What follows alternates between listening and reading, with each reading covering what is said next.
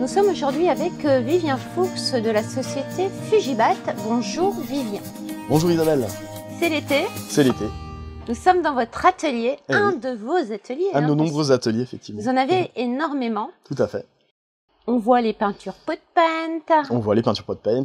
On voit les matériaux qu'on utilise. Enfin, on est en situation réelle, quoi. En situation réelle. Aujourd'hui, on va parler dans le cadre de BEEB. Oui. Hein, l'entreprise. C'est de l'expertise en bâtiment. Tout à fait. Donc on est là pour conseiller, accompagner les clients. Et c'est pour ça qu'on va parler ensemble aujourd'hui d'un sujet qui vous tient à cœur, la salle de bain. La salle de bain qui est un sujet qui tient à cœur à nombreuses personnes. Tout à fait. Surtout dans le métier de la rénovation parce que beaucoup de gens souhaitent rénover, transformer ou améliorer en tout cas la salle de bain. Mais ils ne savent pas toujours comment s'y prendre. Alors, la salle de bain, c'est un lieu, effectivement, c'est le lieu de la famille, ça a trait à l'hygiène, on rentre dans l'intimité des gens, donc déjà, on s'imagine beaucoup de choses de la salle de bain.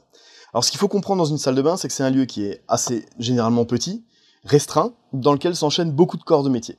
C'est vrai. Voilà. Donc, lesquels ? on commence par de la démolition généralement, ensuite on a de la plomberie, on a de la plâtrerie, on a de la peinture, on a du carrelage, on a de l'étanchéité, on a du sanitaire. On condense entre 7 et 8 corps de métier. Si après on rajoute un béton ciré, un peu de papier peint de décoration, bon voilà. Du coup, ça devient très vite anxiogène parce qu'en fait, on a beaucoup de corps de métier qui s'enchaînent.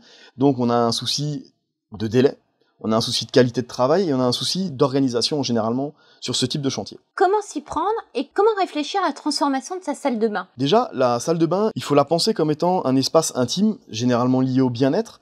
Et ensuite, il faut aussi qu'on soit pragmatique et suffisamment réfléchi pour savoir ce qu'on veut exactement. Parce que une salle de bain, ça peut être important pour une famille, c'est-à-dire que si on est 5 avec 3 enfants, ce lieu doit être en même temps quelque chose qui est dédié à l'hygiène de la famille, mais en même temps dans lequel on peut prendre du temps pour soi.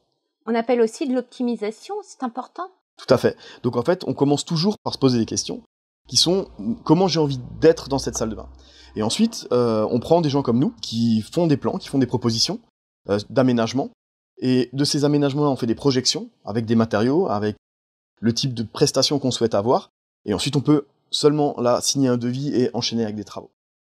Dans de nombreuses rénovations, c'est vrai qu'il y a des baignoires. Alors, on sait que les baignoires reviennent un peu à la mode, mais quand même, est-ce que vous, en tant que professionnel, vous privilégiez, on va dire, la baignoire pour une famille, on va dire pour une salle de bain plutôt petite ? Alors, pour une salle de bain plutôt petite, non, moi je privilégie plutôt des grandes douches.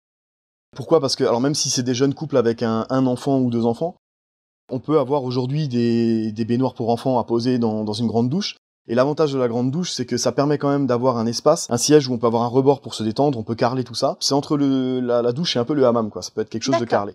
Voilà. Donc on a de l'espace. On peut aussi travailler avec des spots étanches, avec des LED qui font de la luminothérapie. On peut également mettre de la musique, enfin tout ça. Donc aujourd'hui, on sait faire. Pour avoir une sensation de bien-être, la baignoire n'est plus nécessaire. Voilà, d'accord. Donc la douche, la musique, la domotique. C'est ça. La domotique s'installe dans les salles de bain. Tout à fait. C'est possible. C'est possible. Pour se détendre. En estimation de coût, parce que c'est pas facile. On dit souvent que c'est la salle de bain, c'est pas donné. Non, c'est pas donné, effectivement. Alors c'est pas donné, c'est lié déjà au fait que vous ayez effectivement beaucoup de corps de métier qui s'enchaînent. Et ensuite, il y a beaucoup de spécialisation dans ces corps de métier. Il y a forcément des liens entre les étanchéités, le carrelage, l'aménagement avec la plâtrerie et l'étanchéité du bac à douche, qui font qu'il vaut mieux prendre des professionnels qui ont pignon sur rue, qui sont capables d'avoir ces assurances-là en cas de dégâts des eaux, puisque effectivement c'est ce que ça génère si c'est mal fait. Il faut compter 3 semaines de travaux pour que ces corps de métier s'enchaînent correctement. Entre 3 semaines et 1 mois, c'est le minimum. Donc il faut toujours un plan B pour faire une salle de bain, effectivement. Et la deuxième chose, c'est que faut compter entre 12 et 25 000 euros réellement, si vous voulez monter en gamme, selon ce que vous souhaitez. Après, on peut être au-dessus, mais dans une salle de bain standard, on commence on inclut les meubles, bien sûr. Mais en général, une salle de bain standard, ça commence à 12 000 euros hors taxe. Voilà. Parfait. Avec des bons matériaux. Le mot pour la fin, rappelez-nous votre page Facebook. Fugibat, MV, service bâtiment, ou BEEB, Bureau d'études d'expertise en bâtiment. Il y a toutes les infos, toutes les photos. Et sur le blog Ma Maison et Nous, vous nous retrouvez quand vous voulez. Merci Vivien. Puis merci à bientôt. À bientôt. Merci.